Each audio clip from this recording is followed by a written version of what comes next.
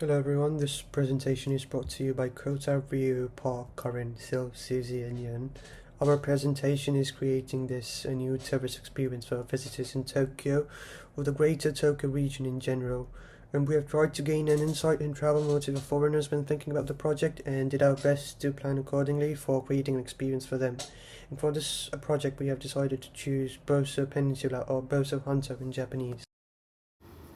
Description and our vision. Where is the Boso Peninsula?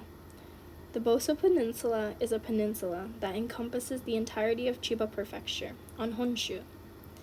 It is also a relatively less well-known tourist destination with good access to Tokyo. There are temples in the mountains and various Edo period buildings. So enough of me touting the place when I'm in a time where people demand facts and figures.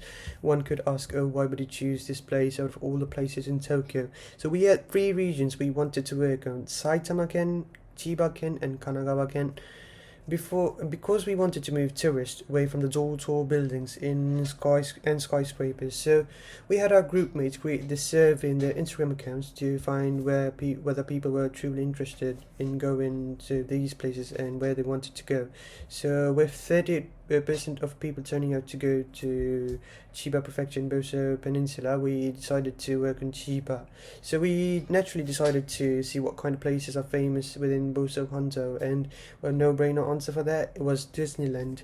However, Disneyland is your epitome of a corporate tourist destination, and a corporate tourist destination was not what we're quite looking for. However, we still wanted to give reason for people to come to this Boso Hanzo, and this is what we could gather. So people come to downtown Tokyo to do this shopping, click pictures in front of buildings like as if every other cities don't have it. And we wanted to bring in Japan's natural scenic beauty, which I feel is a new experience with tourists, as we do not usually hear people coming to Tokyo to see mountains, except for Mount Fuji, which is like the most basic thing one could think of. So a place close to Tokyo that has traditional Japanese temples, lots of greeneries, Boso Peninsula might just be the place you want to go to. But there's a small problem with Boso Peninsula, and by small problem I mean a big problem, literally.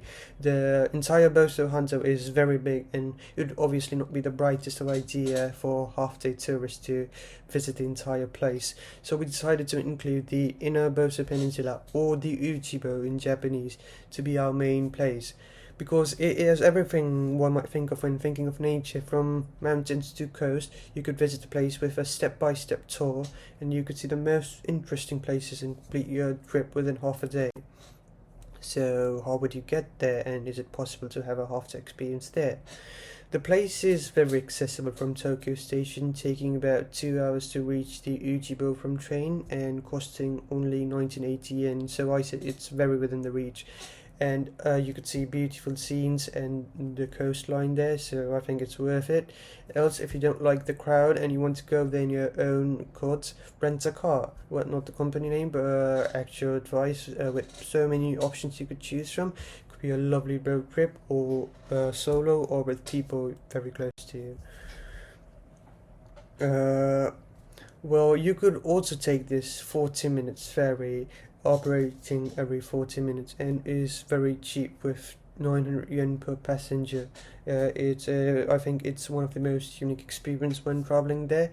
And once you reach the port using the ferry, within the walking distance, there's this roadway station where you could find the most beautiful, most magnificent of the views and of the bays and the mountains there. So I think I'd suggest taking the ferry too.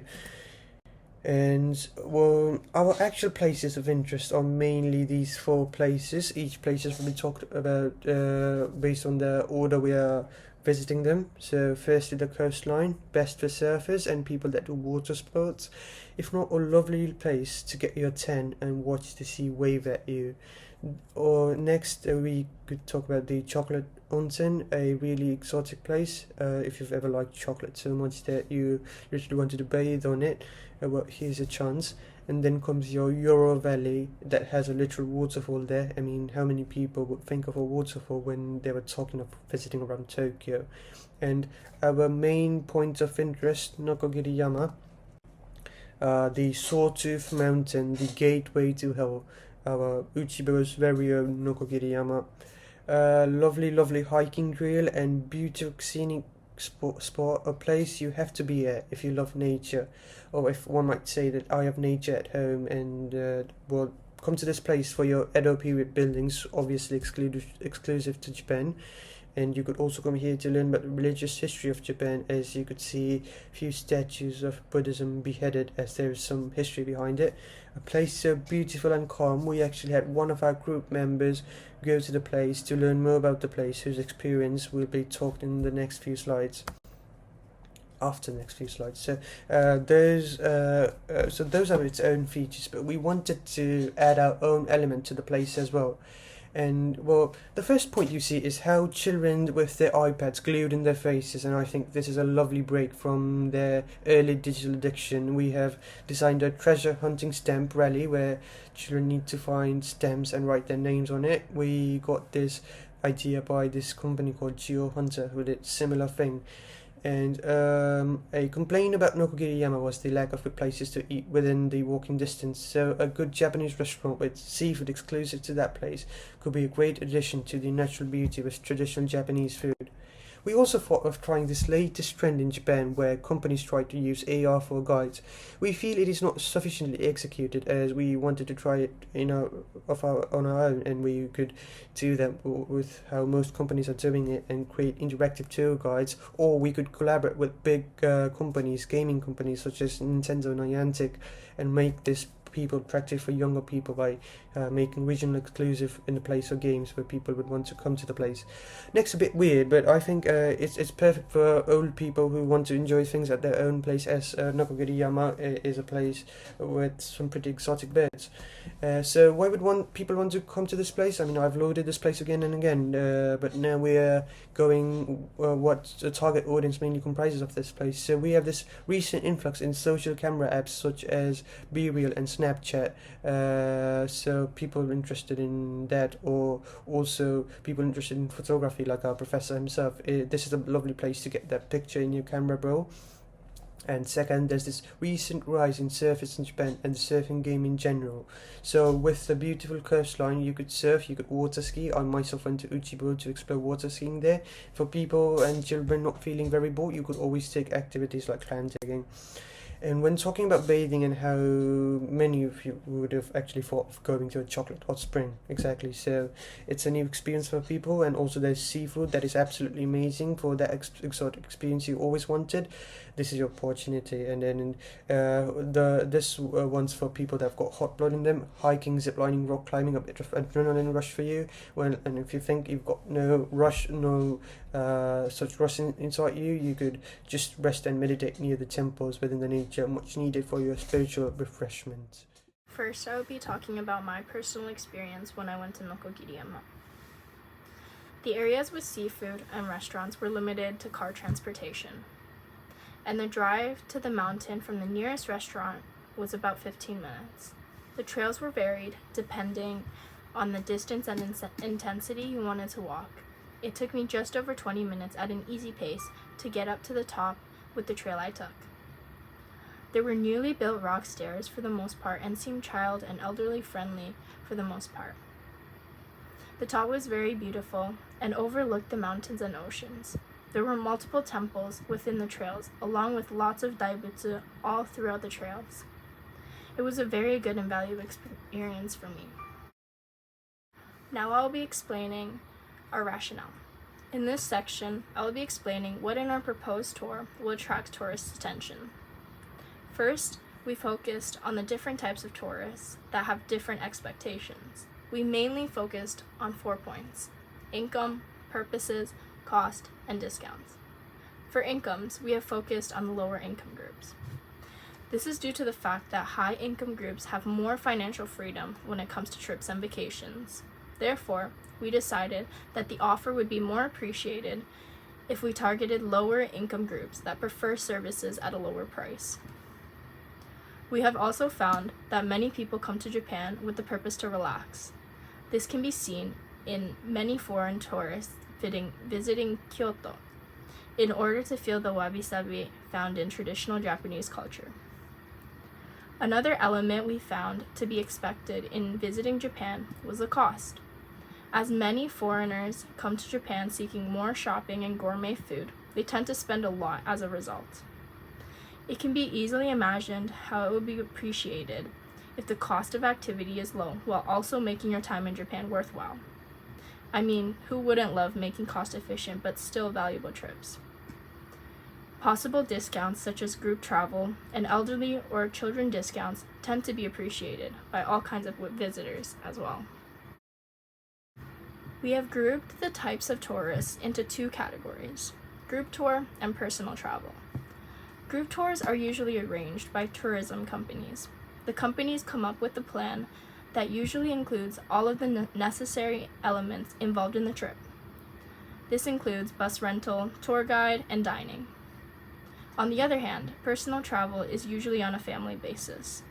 Unlike group travel, individuals can arrange their own ideal trip as much as they want. However, they have to plan the trip meticulously, including the public transportation, and they also have to assume unexpected cases. Next, I will be moving on to talking about the evidence, why a lot of foreigners will like our proposed trip. First evidence we would like to claim is the distance. Nokogiriyama is located in a place that is easily accessible from Tokyo. Travelers do not need to spend a lot of time traveling, so they can use the saved time to enjoy other activities in Japan. The second reason is the diversity. There are mixtures of modern and local traditionality within Nokogiriyama. People can utilize the modern transportation technology of the ropeway while watching the Buddha statue that was built in the 18th century.